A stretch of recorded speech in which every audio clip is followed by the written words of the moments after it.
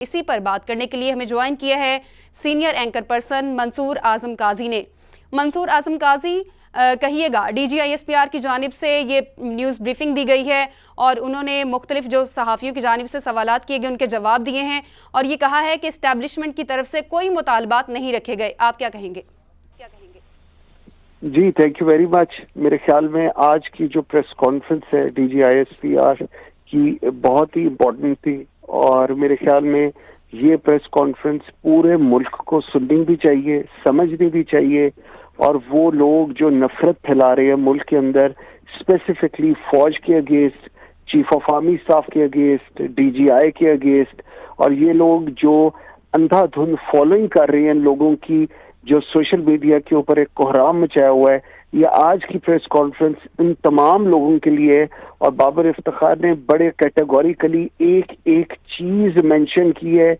उन्होंने कहा है कि ये जो चीजें चलाई जा रही है चीफ को लेकर, कि शायद चीफ एक्सटेंशन चाह रही है, वो भी उन्होंने मेंशन किया कि किस तारीख को चीफ रिटायर हो रहे हैं और उनकी कोई रिक्वायरमेंट नहीं है एक्सटेंशन को लेकर। उसके बाद जो पाकिस्तान के खिलाफ ट्रेंड चलाई जा रही है, और ये बात बड़ी इंपॉर्टेंट है समझनी कि ये फौज के खिलाफ ट्रेंड नहीं है, ये हमारा दुश्मन दानिस्ता तौर पर पाकिस्तान को डिवाइड करने की कोशिश कर रहा है। हमारे ये जो पॉलिटिशियंस हैं ये फौज को इन्वॉल्व करके पाकिस्तान को फौज के खिलाफ करना चाह रहे हैं। ये जो आजकल हम लोग एक डायलॉग सुन रहे हैं ना कि जी जमहूरियत फौज नहीं बचाती, अवाम बचाती है, ये जो एक नया ट्रेंड शुरू किया हुआ है। हमारी फौज ने जितनी कुर्बानियां दी हैं, आप लोग अपनी सियासत की नजर बराए मेहरबानी इन कुर्बानियों को ना करें। पूरी कौम फौज के साथ खड़ी थी, खड़ी है और हमेशा खड़ी रहेगी। लेकिन बदकिस्मती ये है कि ये जो जाली फौजी अफसरों के नाम पर ऑडियोज चलाई जा रही हैं, झूठ बोला जा रहा है कि जी ये फलाने जनरल ने कहा है, ये फलाने ने कहा है, सिर्फ इसलिए कि लोगों के अंदर लोग तजब्जुब का शिकार हों, लोग अपनी फौज के खिलाफ सोचें। ये प्रोपेगेंडा, ये अफवाहें सिर्फ और सिर्फ फौज की किरदार कुशी के लिए की जा रही हैं। उस दिन जब शहबाज शरीफ की ओथ सेरेमनी थी, उस पर चीफ ने अगले दिन एक नया तमाशा शुरू हुआ था कि जी फौज ने अपने आप को साइड लाइन कर लिया एंड ऑल दैट। वो भी उन्होंने बड़े अच्छे तरीके से कहा कि जी उनकी तबीयत नहीं थी ठीक चीफ की, वो उस दिन दफ्तर भी नहीं गए थे और इसलिए वो नहीं गए। प्लस ये भी चीज उन्होंने मेंशन की कि बहुत ही कॉर्डियल रिलेशनशिप रहा है of the chief with the former prime minister Imran Khan, और फौज हुकूमत की ताबे है। सो जमहूरियत में जो भी होगा, जो भी प्राइम मिनिस्टर होगा, फौज उसकी ताबे होगी। लेकिन जो मैसेज स्पेसिफिकली देना चाहे कि जो काम दुश्मन ने 7 दहाइयों में, मीन्स के 70 जब से पाकिस्तान बना है वो 70 साल में नहीं किया, ये हमारे लोग जो ब्लाइंड फॉलोअर्स हैं, ये इन्होंने ये पूरी कोशिश की है कि अफवाहों की बुनियाद के ऊपर, अफवाह की मैं इसलिए बात कर रहा हूं क्योंकि इनमें से किसी के पास इस चीज को लेकर कोई सबूत नहीं है, अफवाहों की बुनियाद पर इन्होंने मिलाइन किया है फौज को और किरदार कुशी की है। आपको याद होगा इवन जब लास्ट डे कहा जा रहा था कि 2 हेलीकॉप्टर उतरे हैं प्राइम मिनिस्टर हाउस में और पता नहीं क्या हुआ है, ये सब फेक न्यूज थी। BBC उर्दू ने फेक न्यूज दी और उसको फॉलो कितना किया और उस पर ट्रेंड कितने चलाए गए पाकिस्तान के अंदर थ्रू पॉलिटिकल पार्टीज और उनके सोशल मीडिया की तरफ से। ये एक भयानक, मैं कहूंगा वो तखरीबकारी है जो ये सोशल मीडिया के ऊपर इस वक्त की जा रही है, और इसका सिर्फ प्रोपेगेंडा का मकसद जो है वो फौज को खराब करना, हमारी लीडरशिप को खराब करना और जो अवाम है उनको बदजन करना है। बिल्कुल मंसूर आजम, जिस तरह आपने कहा कि ये जो है अफवाहें फैलाई जाती हैं, DGISPR की जानिब से भी यही कहा गया है कि खबर को तस्दीक करके शेयर करना चाहिए। बिल्कुल, और नेशनल सिक्योरिटी की, बल्कि बड़ी अच्छी आपने बात की है, नेशनल सिक्योरिटी की मैं जरूर बात करूंगा, जिसके अंदर उन्होंने बिल्कुल ये जो खत को लेकर एक हमें राम कथा सुनाई गई है पूरी कौम को, और इस खत के ऊपर आपने पूरी कौम को डिवाइड कर दिया है। लोगों के घरों ये 70 की दहाई में एक दफा डिवाइड हुई थी पाकिस्तान मुस्लिम लीग नून और पीपल्स पार्टी के दरमियान, आज आपने डिवाइड कर दिया उस खत को लेकर, और उसमें उन्होंने कैटेगोरिकली कहा है कि कोई ऐसी चीज नहीं थी जिसके ऊपर इस किस्म की कोई सिचुएशन क्रिएट की जाए। एस्टैब्लिशमेंट की तरफ से कोई ऑप्शन ना दिया गया था, ना दिया गया है, और आर्मी चीफ को मुसीबत यह है ना कि सियासी क़यादत आपस में बात करने को तैयार नहीं होती। आपस में इमरान खान शहबाज शरीफ से हाथ मिलाने को और शहबाज शरीफ उनसे बात करने को तैयार नहीं होता था, और आप एंड ऑफ द डे जो सारा इल्जाम है वो आप डाल देते हैं फौज के ऊपर।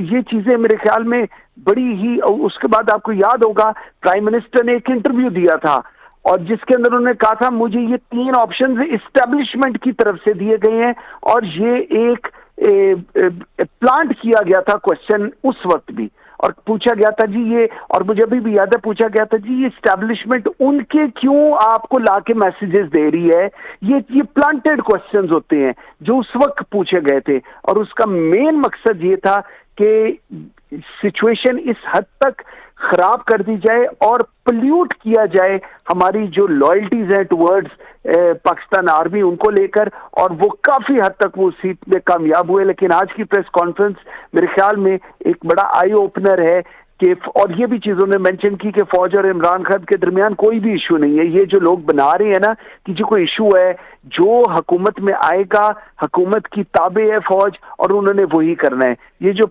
तीसरा ऑप्शन है कि जी तीसरा ऑप्शन एस्टैब्लिशमेंट की तरफ से कोई ऑप्शन ना दिया गया था, ना दिया गया है। तरीके अदम एतमाद पर बड़ा क्लियरली कहा, वोटिंग हुई, प्राइम मिनिस्टर इमरान खान थे वो वोट आउट हुए और शहबाज शरीफ वोट इन हो गए।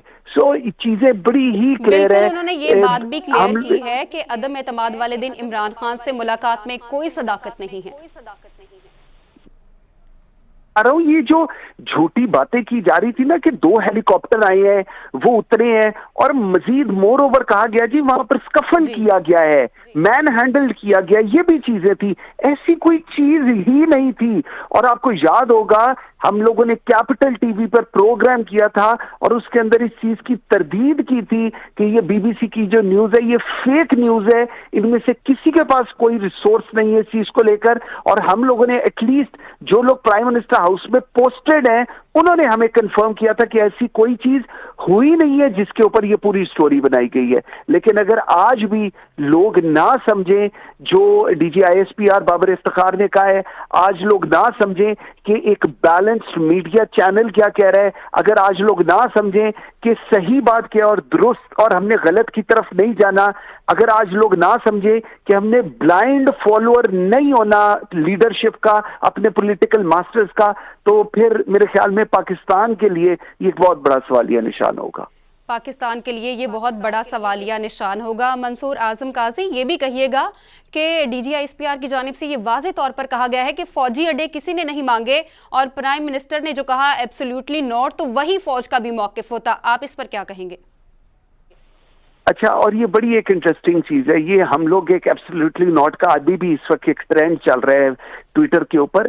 एब्सोल्युटली नॉट एक इंटरव्यू हुआ former prime minister Imran Khan का, और उनसे उस एंकर ने पूछा कि अगर आपसे ये मांगे जाएं, अगर, उन्होंने नहीं कहा था आपसे मांगे गए हैं या आपने इनकार किया है, उन्होंने कहा कि अगर मांगे जाएं तो आप क्या कहेंगे? उन्होंने कहा था हम कहेंगे एब्सोल्युटली नॉट। बहुत अच्छा सवाल का जवाब था, और ये पूरे मुल्क का यही स्टैंड था, फौज का आज भी ये स्टैंड है और हम सब का भी ये स्टैंड है।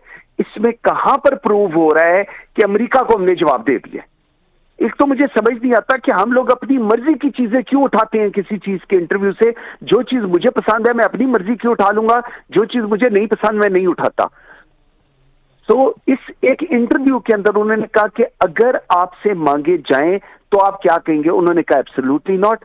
तो यही जवाब होना है और पूरे मुल्क का यही जवाब है। लेकिन उस चीज को लेकर ऐसा ट्रेंड बनाया गया कि जी प्राइम मिनिस्टर ने अमेरिका को ना कर दी, और प्राइम मिनिस्टर के अपने स्पोक्स पर्सन वुजरा हमारे हर प्रोग्राम में बैठ के ये कह रहे हैं। क्यों कह रहे हैं आप? आपको जरूरत क्या है ये सब कुछ? आप वो नैरेटिव बेचने की कोशिश करते हैं जो आपको सूट करता है। खुदा के लिए ये मुल्क है, इसमें 22-24 करोड़ अवाम रहती है, ये भेड़ बकरी नहीं है।